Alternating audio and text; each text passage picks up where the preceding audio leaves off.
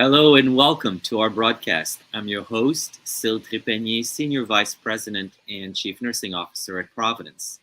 As a reminder, the information provided during this event is for information purposes only. If you have any medical questions, please reach out to your primary care or healthcare professional. So joining me today in this live event is Gaia Frank. Gaia, a practicing nurse from Everett in Washington State. Welcome, Gaia. Thank you so much, Syl. So great to connect with you on this beautiful day in the Pacific Northwest. Summer is here. It is lovely, I have to say, unexpectedly so.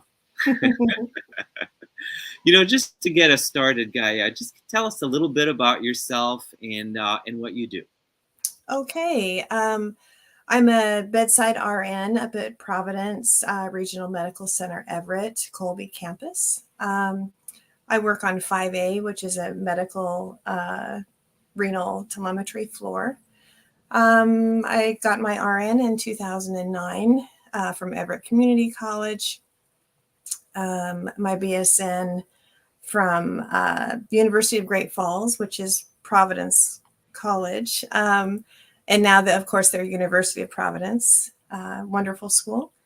And currently I'm in a doctorate program for nurse practitioner at Seattle Pacific University. That's awesome. That's exciting. It is. Thank you. Tell us a little bit more about that. You and I had a chance to chat, but I want to know more. So you became a nurse in 2008, second career for Gaia. Mm-hmm. What was why nursing as a second career? Most people I think I started prereq 6 years before that because it took me a while to get there. Most people in their 40s don't go back to school. I had always wanted to be a nurse. My husband died unexpectedly in my 40s, so I decided to reinvent myself and followed my dream. Went back to school and graduated at 48 from Everett. So, you just said I always wanted to be a nurse. Mm-hmm. What was the draw? Why was that? What were you imagining, right, when you said I always wanted to be a nurse? What was that about? That's a great question. You always hear about, little kids and, they take care of their dollies and whatever. I kind of was that kid, I took care of my dolls. I took care of my animals. When I was 18, I decided to get married because that was kind of the thing. And then I started a licensed daycare and took care of all the kids in the neighborhood and at the school. And that just kind of carried me through to my 40s. I always wanted to go back to school, but, life kind of happened. And then I had the opportunity and I took it. Grabbed it. I don't even know if it's a fair question. So if it's not, you can take the fifth on it. Okay. So you felt drawn to the profession. Yeah. Drawn to nursing. You had an image of what that was. You go back to do your prereqs. You graduate. You're now a nurse. Mm-hmm. How much did that meet your expectation? Was different from your expectation? What was the same? What was different? And hindsight 2020. Yeah, no, that's a great question. I think until you take the leap, you don't really understand what the depth of what nursing is. I thought, you would go in, you would save lives every day, you would make huge changes with people, you would have this expertise and they would listen to you and they would be well and they would be healthier because of it. The reality is people are people, and you're not going to go in and sprinkle them with fairy dust and they're miraculously better. It's a calling and it's a service. You are a service oriented profession, educated, highly educated, scientifically based, making huge decisions for people, and you have to engage them in it. So you have to be personable. You have to, you can't use an authoritarian approach. You need to be persuasive and kind and consider what they're doing and give them expert advice and excellent medical care. And that can be really hard, especially when you're new, because you're just barely figuring it out. You have this huge background, this huge knowledge base, and then the application of it is a learning curve, definitely. So it took me probably a year before I felt like I could actually make educated decisions for people, even though I could, but to actually feel the role, Yeah. you have this huge imposter syndrome at first. It's like, oh my gosh, people are listening to me. Do I really know what I'm saying? And then suddenly you do. Suddenly you're a resource. Suddenly your confidence is there. You've Yeah. had some really good successes and you know your job. So, Yeah, and I think it's there's a big component of how we show up as nurses, which has to do with our education, our how we're prepared, and how we assimilated all that information and how it translates at the bedside. I agree. There's a piece also of obviously of who we are as an individual, in what's in our DNA and how we were developed as a person, as an individual. And to that end, I always found individuals who entered the practice as a second career, quite frankly, to have a faster transition, because there's a certain level of maturity, I think, that needs to be there in order to be fully, on your game. Does that make sense?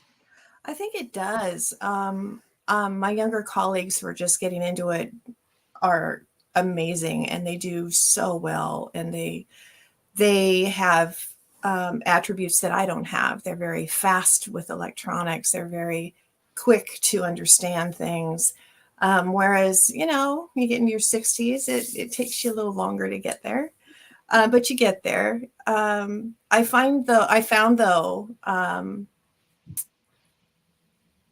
I was embraced as having knowledge way faster than my younger colleagues. I was in my, close to 50, and people thought I'd been a nurse for 20 years. And so sometimes when people believe that you know faster. I don't know. But yeah, I think that my second career really, I was a daycare provider for 20 years, and you have to be able to, it's like corralling smoke almost when you take care of kids. It's just, so you have to be really fast on your feet, and you have to be very persuasive and very logical because kids will catch you out. And I think that really carried through to working with people who were so ill. We see them on their worst days. Yeah. And yeah, I think that it does help. Yeah, and it's like in the moment as I'm saying this out loud to you, and as I'm hearing you, I'm also then reminded that, and that is the beauty of also having within the workforce all of the generations that we have. Mm-hmm. There's everyone brings something. I mean, just because we all bring our individuality, obviously, and in addition to that, there's a piece of it which has to do with our various generation that we have in the workforce, and that diversity in it by itself is something for us to be thankful for. Oh, I totally agree. It's interesting because you hear about ageism a lot out in the workforce. I never have found that in nursing.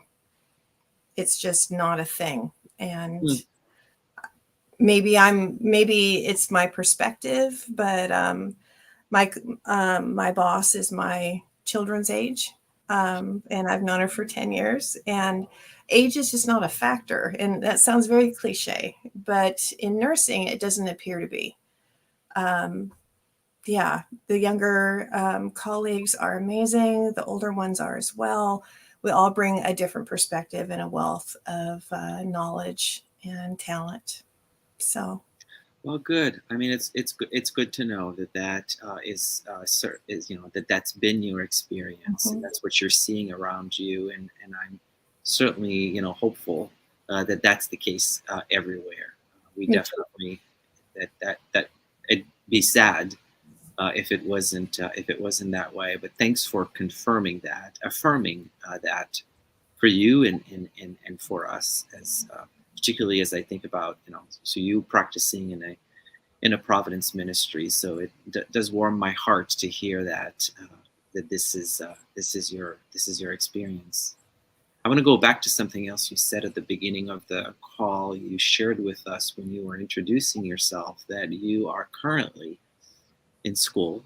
Hmm. So not only did you go back, later in life, and here you are in the midst of obtaining a terminal degree in Hmm. in nursing, which kudos to you. I'm so proud of you for being on this journey. Just the journey alone Thank you. is an exciting one, a tough one.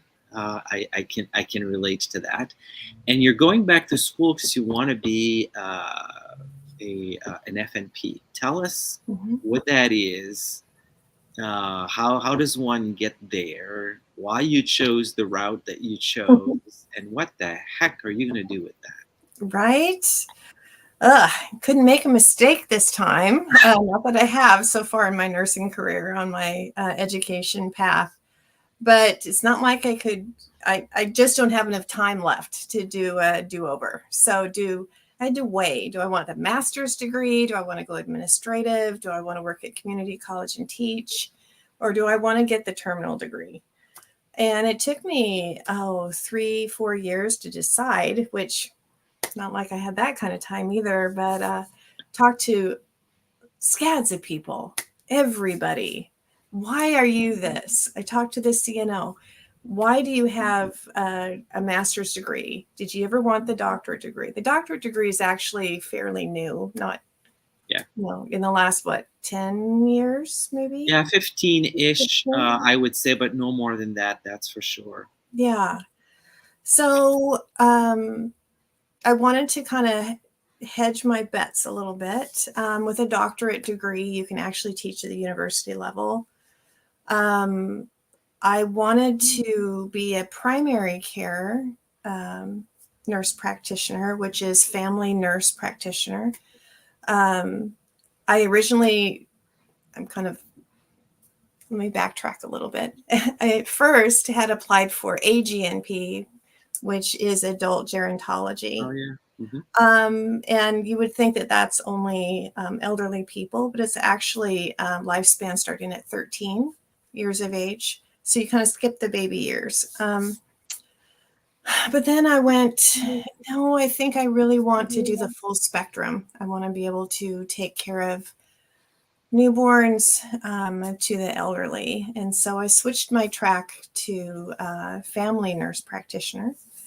And in Washington State, when I get my past my boards, I'll be an ARNP, which is Advanced Registered Nurse Practitioner, and I'll get to work in primary care, um, taking care of folks from birth to death, hopefully.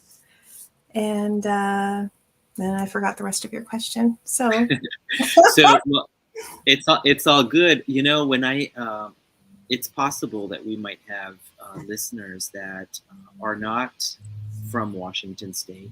okay. There are different states have different rules around ARNP. The Yes. scope of practice is very different from state to state. Thankfully, we have more and more states like the state of Washington. Mm-hmm. But tell us, the advantage of being an ARNP in Washington as compared to California, for instance. Okay. I'm not sure if California is a full practice It's state. not. It's It not. is not. Okay. In Washington State, a APRN, which is an advanced practice registered nurse, and I think that that's national, that title. Yeah. Yep. In Washington State, we're called an ARNP when we have our licensed practice.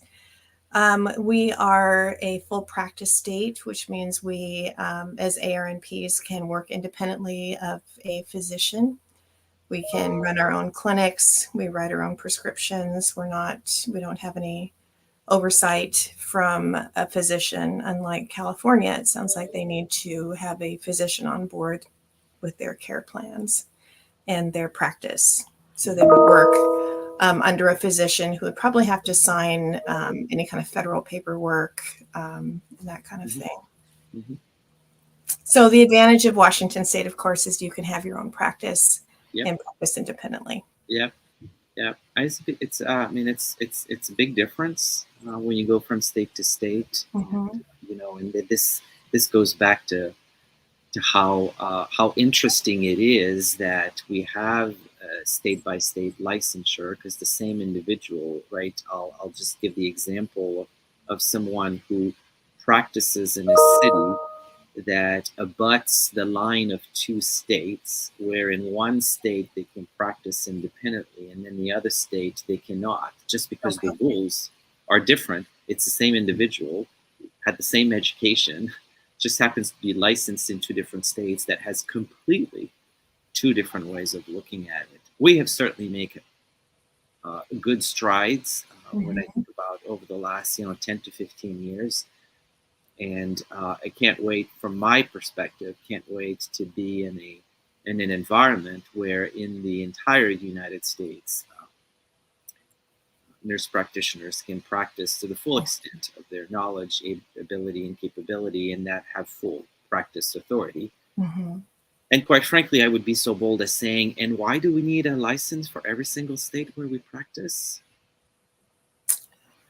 Well, some states, I don't know about, I should know, I'll bet you know, if ARNPs are part of the compacture, It's the compact licensure. compact licensure. Thank you. So for our audience, compact licensure is where, and it's not every state that offers this. Washington State does not. No.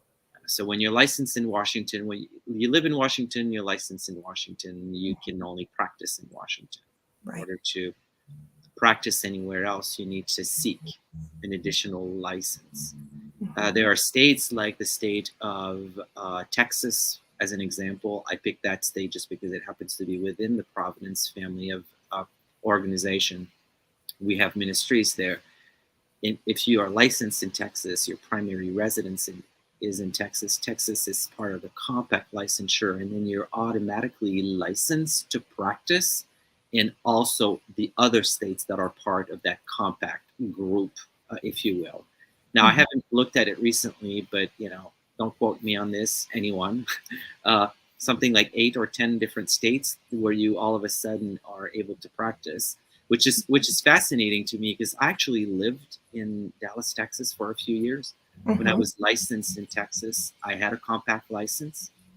I still carry Texas license because I teach for a university in Texas in the nursing program. And because Texas is not my primary residence anymore, all of a sudden I don't have a compact licenence. I'm the same person. Right. Same knowledge, nothing's changed. Yeah. But it's just where you reside that drives it. So this whole thing is wonky. It's strange. It is. And different states, of course, have different education, CEUs and such. And so that's kind of Washington State's push, is that they don't want to be part of the compact because the license requirements are different. Yeah. You would think we could figure out a way to make the license requirement the same. Yeah. More, especially now, right? Yeah. It would be nice. I guess it really affects military families. It does. It does. And think about when we had the last 2.5 years where we found ourselves in such a health crisis, where we had to move people about from state to state. All of a sudden, we figured out a way to offer temporary licensure for people so that they could move in Mhm. practice. Uh, it's safe. It's Mhm. okay. And compact states have the ability to you know those nurses are practicing very safely. Of It's course they not are. more unsafe. That what we hear a lot is one of the reason that we hear is because of the safety feature that's now included, where if one has an issue, right, from a practice perspective, and Mhm.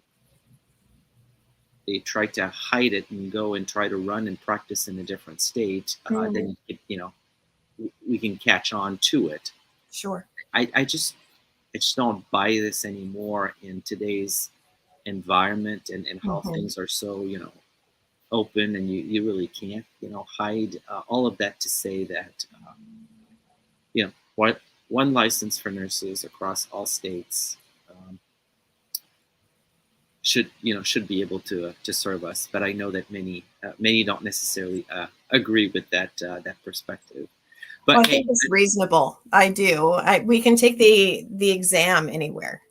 You can take it in exactly, any state. The NCLEX is the same in every state. and it's the same exam. It's the same exam. If you can't get the date you want in your state, you go to Iowa, Yep, yep, or California or yep, wherever. yep. So if the exam is the same, yeah, I agree with you. Yeah. Gaia, you've been a nurse for a few years now, long enough to maybe remember this time that there's a moment in our career as a nurse that always sticks with us. Mm. It's a patient, it's a family, it's a moment. There's something that stick with us. What's that moment for you? Oh, the moment that sticks with us. Um,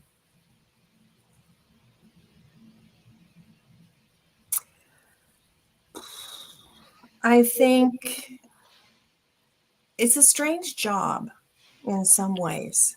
It is. I think the moment that I realized that the responsibility that I have was when I eased someone from this life to the next, um, in a compassionate, legal, um, patient, family sensitive way.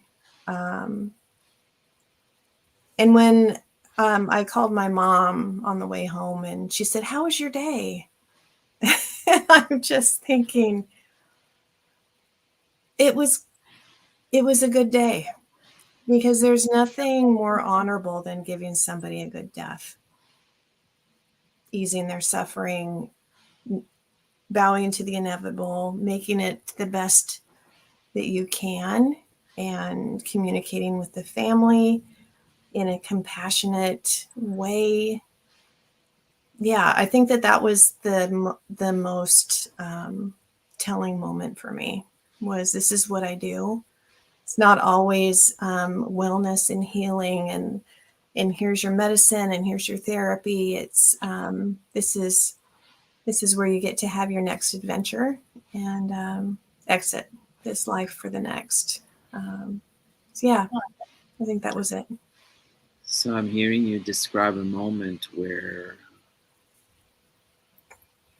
you had the privilege of being by the side Hmm.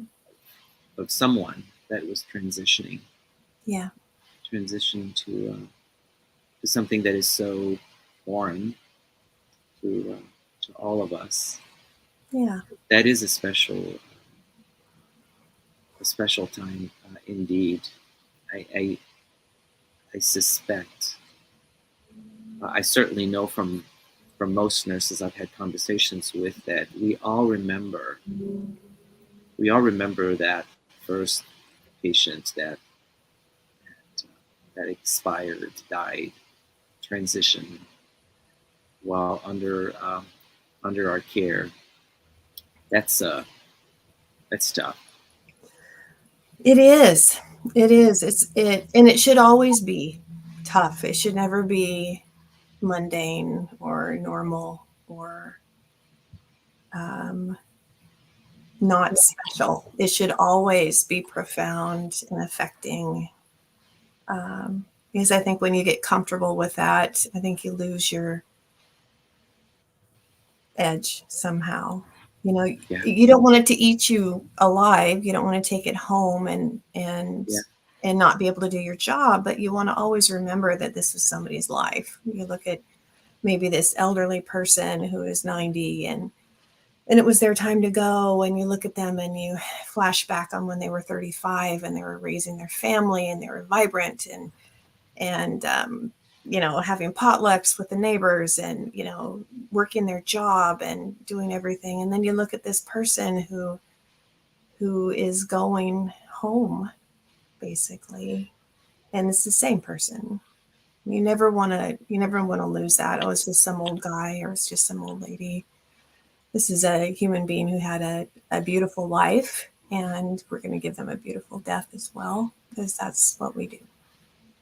yeah, yeah. So Reminds us of the ever so importance of being fully present.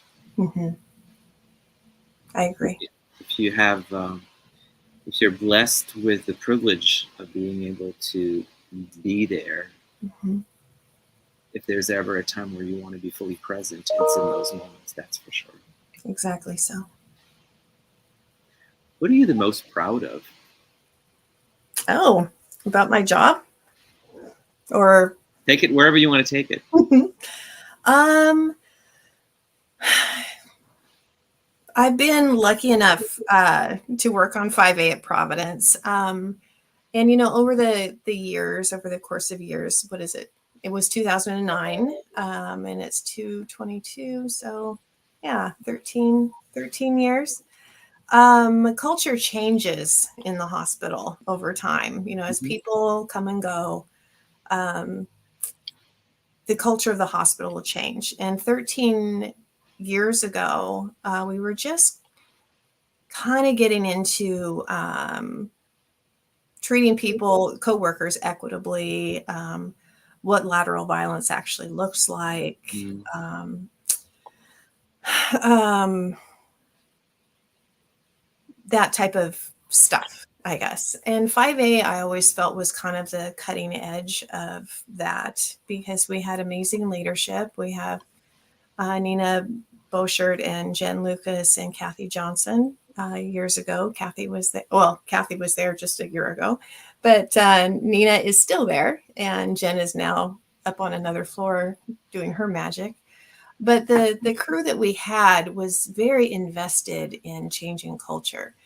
Our leaders were, and Nina had started a team leader group, which I think there was only one other in the hospital there. And that kind of taught leadership skills. And you would have 10, 12 people on this committee, and we would spread culture that way. And so over time, 5A really became a special place. I always felt that it embraced everybody's gifts. We knew the names of our ancillary staff, our dietitians and our food servers, and you know the all of the people that worked there. Our housekeeping, we knew their names. We included them in potlucks. We created an inclusive culture. People floated to our floor. We greeted them, asked them when they wanted their lunch, explained what our timeline was, and over time, it was kind of self-sustaining. New staff would come on, and this culture was already in place. And so, I think that's what I'm most proud of is that's awesome. the culture shift on 5A over those years. So, That's awesome.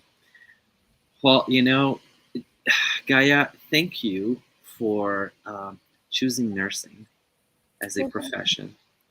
Thank you for showing up the way you show up. I absolutely enjoyed our conversation. Enjoyed getting to know you a little bit better. We're very fortunate to have you in our profession, and thank you for choosing to practice at Providence. So thanks for Thank you. joining us today. And thank you, everyone, for listening and sending in your questions. To learn more about our initiatives, our programs, our services, or ways to give, or if you're simply looking to help or medical advice, please visit providence.org. You can always make sure to follow us on social media at Providence on Twitter and at Providence Health System on LinkedIn, Facebook, and Instagram. Thank you all for joining us today. Thank you.